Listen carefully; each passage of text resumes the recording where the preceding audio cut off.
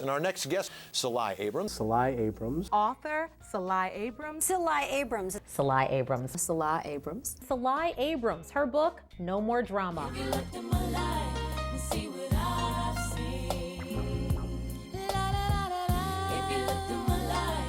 I was born in Hawaii. My parents met during the Vietnam War. My father was a serviceman. My mother came from a family in Hong Kong.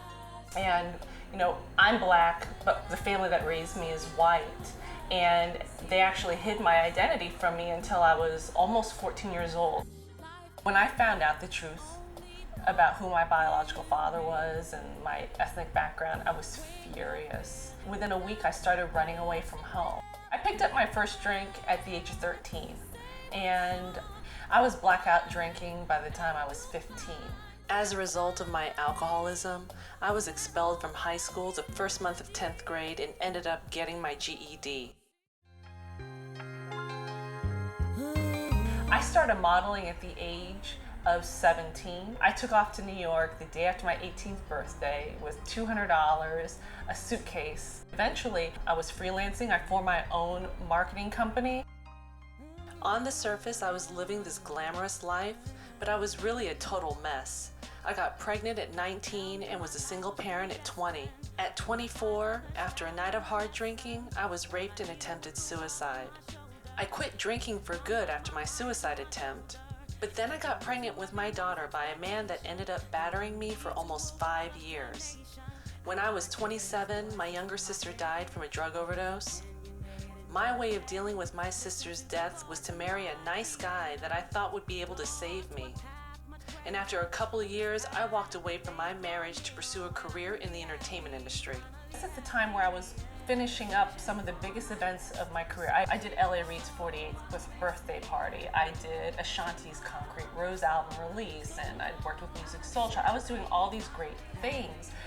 And I was in a relationship with this man. I had it in my mind that this was gonna be my husband.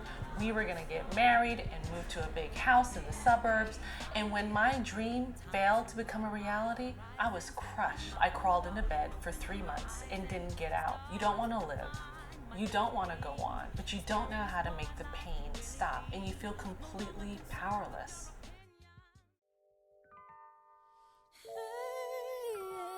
All of these experiences I put down on paper and into the book that became No More Drama. And what I did was I took the 9 principles of the sepia process, and each chapter is illustrated with a very vivid memoir story from my life about what can go wrong if you don't practice a particular principle. The sepia process stands for Self-Empowerment Principles in Action. It's a self-help methodology, and the way that it works is very simple. I'll just share the first 3. In order to create any type of change in your life, you have to find the truth, which is just the basic facts of your existence. So find the truth, and once you find that truth, accept what you find. So the second principle is acceptance. Accept whatever it is that you find, and one of the ways that you can do that is by letting go of any judgment or shame that you have around the truth that you discovered. And then the third step in the sepia process is action. What action steps can I take to address whatever it is that I discovered in the first step, which is the truth? Since that dark time, my life has transformed in ways that I never, ever imagined. I live based on faith, not on fear. And the best thing that's come out of this experience is that I can share my story with other people and also share with them the 9-step process that I've used to create this wonderful turnaround in my life.